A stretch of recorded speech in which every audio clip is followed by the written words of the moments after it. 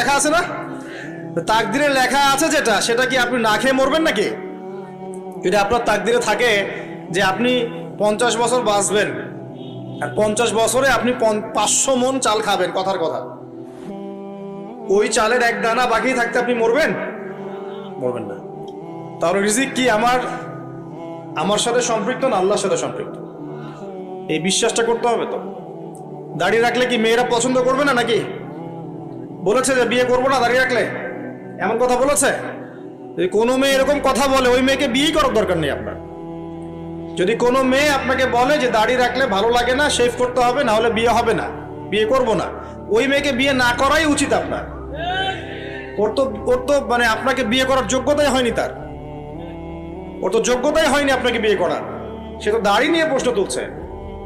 যে মেয়ে বলবে যে নবীর সুন্নত আছে এজন্য আপনাকে পছন্দ করি, তখন বুঝবেন যে হ্যাঁ